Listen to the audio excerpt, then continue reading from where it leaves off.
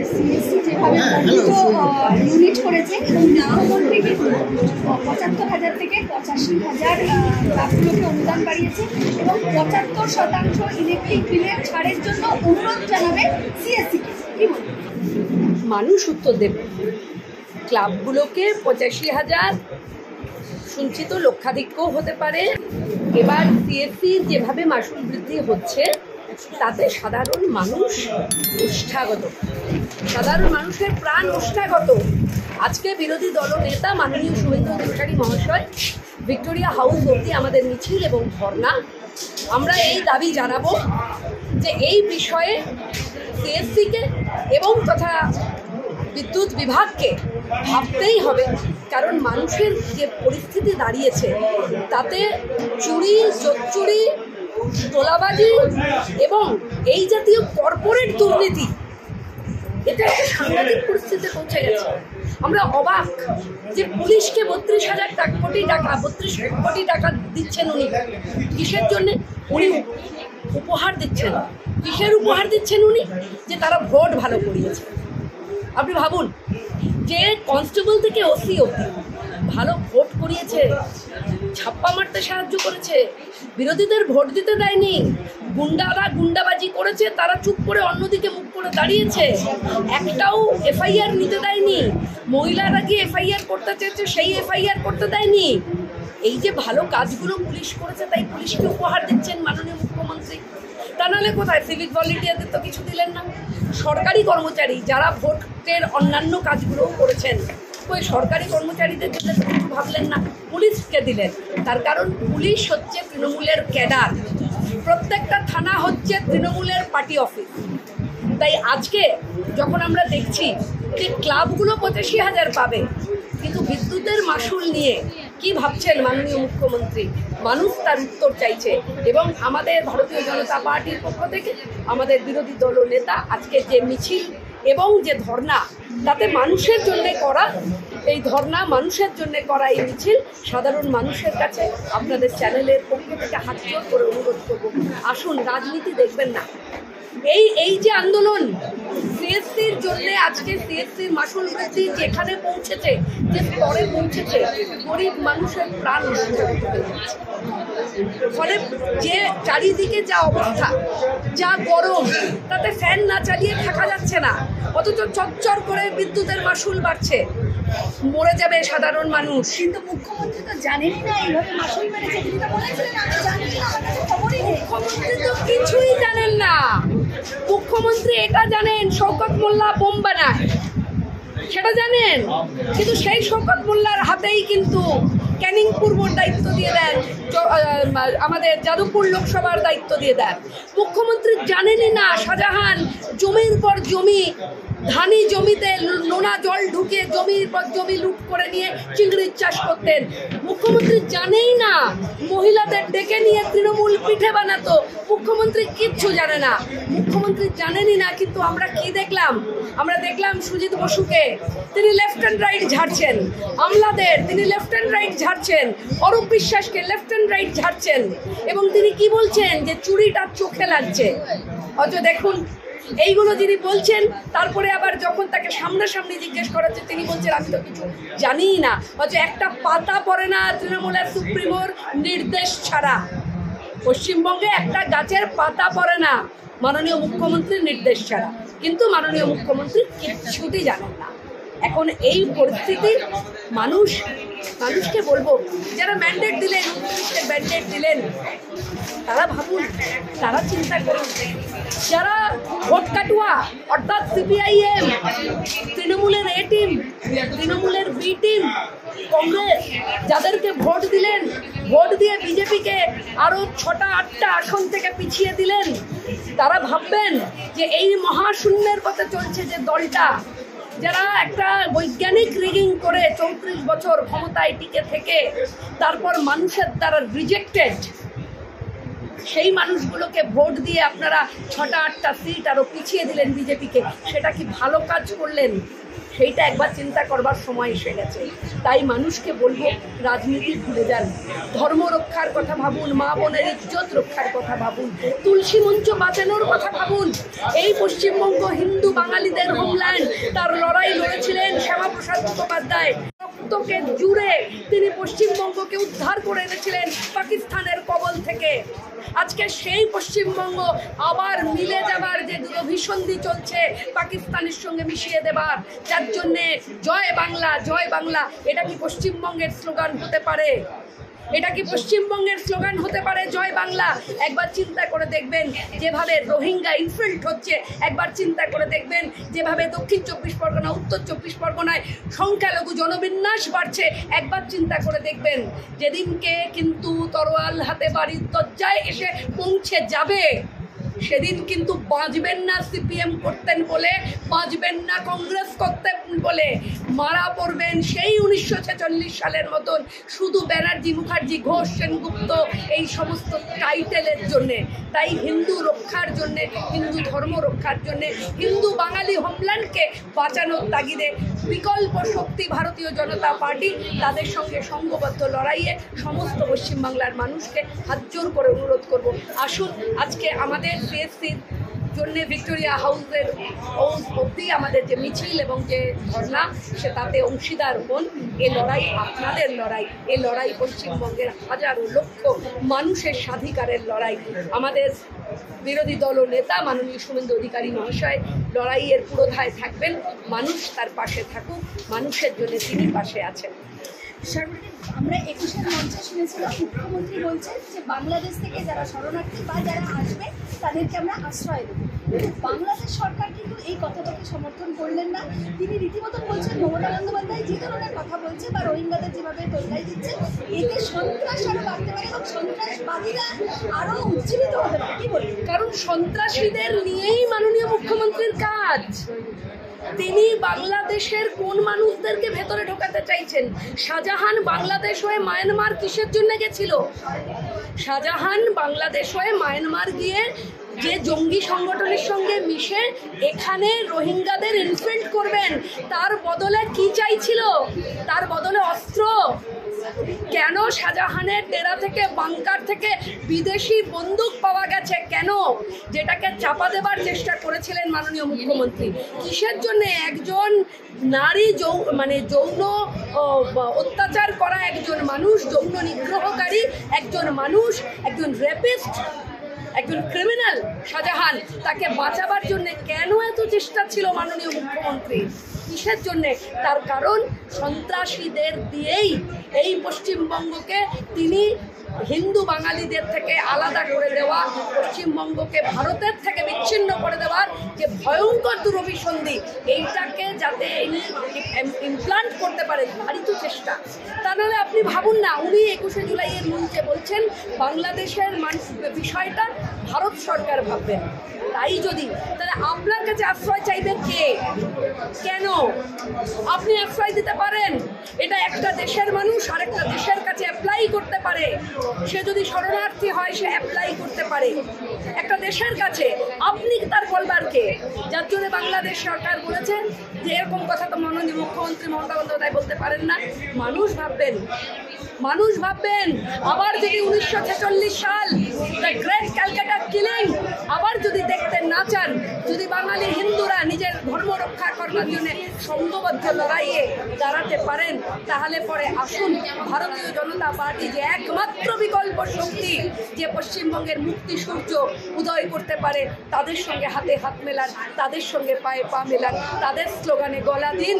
কারণ এই লড়াই আমাদের প্রত্যেকটা পশ্চিমবঙ্গের 9 কোটি মানুষের স্বাধিকারের লড়াই। এই লড়াই পশ্চিমবঙ্গের প্রতিটি মানুষের আত্মরক্ষা, ধর্মরক্ষা, মা বোনের ইজ্জত রক্ষার লড়াই। তাই প্রত্যেককে বলবো যে আজকের মিছিলে জল হোক, ঝড় হোক, বৃষ্টি হোক, আসুন। প্রতিটা পরিবার শেষ হয়ে যাচ্ছে এই বৈদ্যুতিক মাশুল বৃদ্ধি, আলুর দাম, ফসলের দাম, সামান্য শাকসবজির দাম, আড়তদারদের এবং ফোরে রাজের জন্যে প্রত্যেকটা ছোট ব্যবসায়ী যারা তারা সবজি কিনতে পারছে না আড়তদারদের কাছ থেকে, কারণ আড়তদারদের মাথায় রয়েছে কারা, বলে ভং কাদের কোম্পানি ছিল, কারা ছিল সেই মালিক, কেষ্টমণ্ডল, সেই রকম প্রত্যেকটা আড়তদার। আলুর যে বন্ড তার দায়িত্ব কার, ভাইপোর।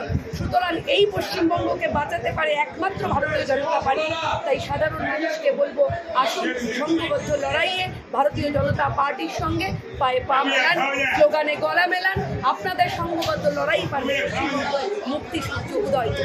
বিধানসভায় গীতা হাতে নিয়ে প্রতিবাদে নামলেন শুভেন্দু অধিকারী এবং তারা দাবি করছে ববি হাকিমের পদত্যাগ। একদম একদম, যে ববি হাকিম বলছেন যে ইসলাম ধর্ম যাদের নেই তারা দুর্ভাগা, কোথায় দাঁড়িয়ে বলছেন? পশ্চিমবঙ্গে দাঁড়িয়ে বলছেন।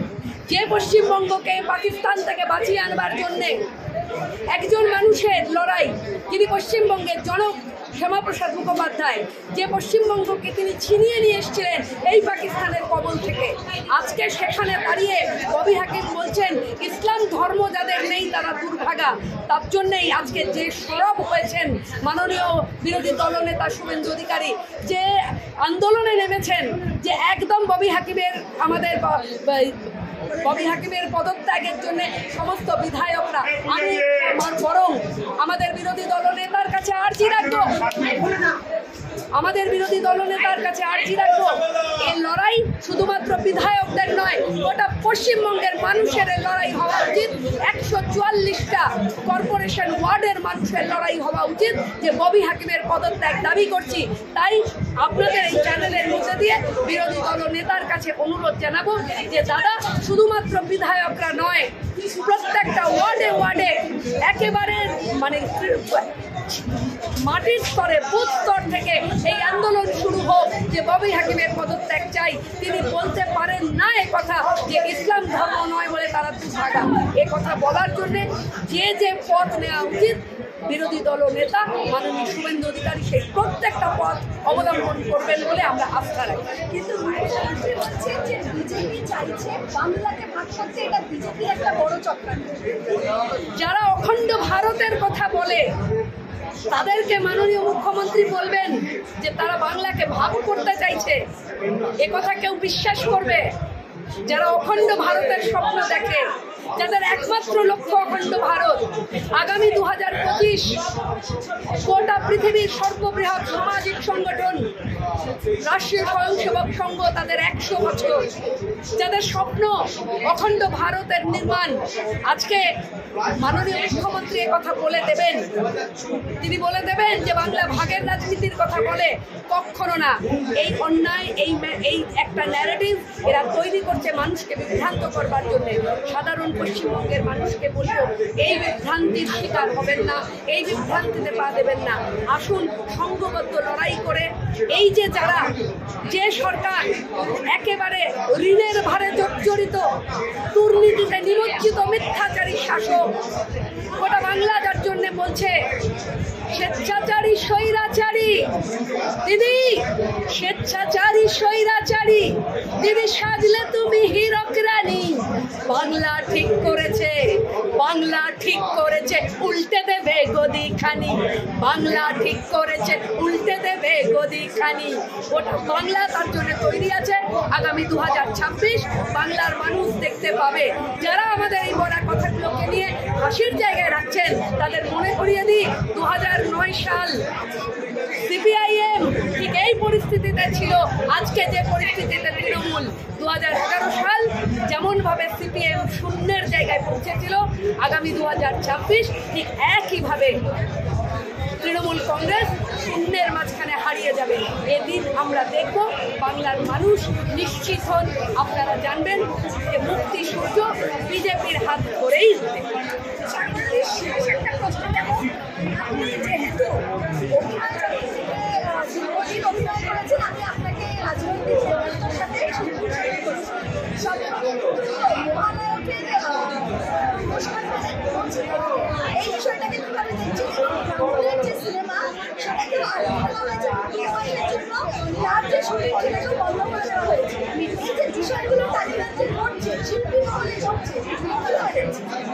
বুদ্ধিজীবী বুদ্ধিজীবী কোথায় তুমি ভাই? বুদ্ধিজীবী বুদ্ধিজীবী কোথায় তুমি ভাই? বুদ্ধিজীবী হেসে বলে আমরা থেকেও নাই। আসলে বুদ্ধিজীবী হচ্ছে তারাই যারা ভাতা পাবে, বুদ্ধিজীবী হচ্ছে তারাই যারা চটি চাটতে পারবে। লজ্জা।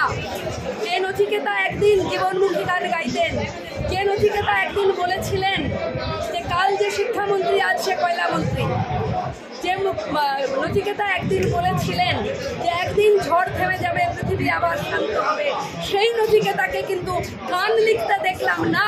যখন মাথা ভাঙার মনটাকে উলঙ্গ করে পশুর মতন টেনে নিয়ে যাওয়া হলো, তখন নচিকেতা গান গাইলেন না।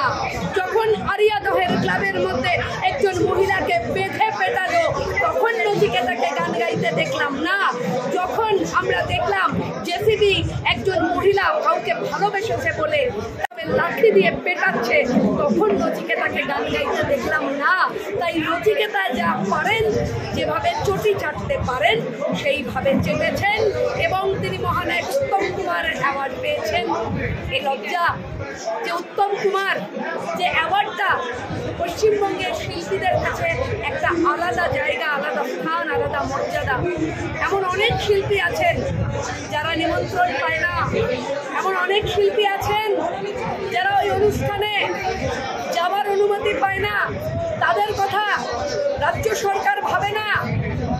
তিনি শিল্পীদের মধ্যেও বিভাজন করেছেন।